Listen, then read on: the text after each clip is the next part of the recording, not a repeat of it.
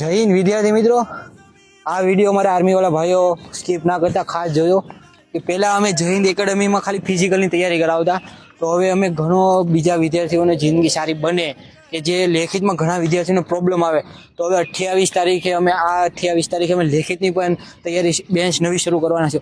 તો જે વિદ્યાર્થીઓ આર્મીમાં ફિઝિકલ સારું હોય પણ ઘણા લોકો લેખિતમાં નીકળી જતા હોય, તો અત્યારે 28 તારીખે અમે બે દિવસ ડેમો ભરવા માટે તમે અમારી જય હિન્દ એકેડમી ભાવનગરમાં આવી શકો છો, જેથી તમે લેખિત આસાની રીતે પાસ કરી શકો. અને ઘણા વિદ્યાર્થીઓને એમ છે કે આર્મીની એક્ઝામ તો આસાની રીતે થઈ જાય, પણ વિદ્યાર્થીઓ આખરે તમે વેમમાં ના રહેતા, કેમ કે આખરે એ લોકોએ 4 ગલી આપેલી છે. કેમ કે એ લોકોને જેટલા બંદા લેવાના છે એટલા જ બંદા લેશે, 40,000 કે 50,000.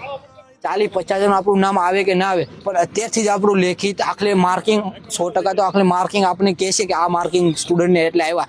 તો અત્યારથી જે વિદ્યાર્થીઓ તૈયારી નથી કરતા, તો લેખિતની પણ તૈયારી સાથે સાથે કરતા રહેજો. બાકી તમે ના રહેતા કે લેખિત આર્મીની એક્ઝામ આસાની રીતે થઈ જાય છે, પણ વિદ્યાર્થી મિત્રો ઘણા લોકો આખલે લેખિતમાં પણ બહુ નીકળવાના છે, કેમ કે આખલે 4 ગલીએ પાડવાની છે. ફિઝિકલમાં પણ ઘણા લોકો નીકળવાના છે. ભલે 6-15 સેકન્ડ એને આપેલી હોય, પણ એમ ના એમાં કે 6-15 સેકન્ડ આસાન થઈ જાય. પણ તમને કહી દઉં છું, ઘણીવાર બીજી ગલીવાળા પછી 5:45 ની અંદર આવે, એ પણ ઘણીવાર ફેલ થાય છે. તો પણ તમે 5:30 ની અંદર આવી જાઓ, એવી અત્યારથી જ તૈયારી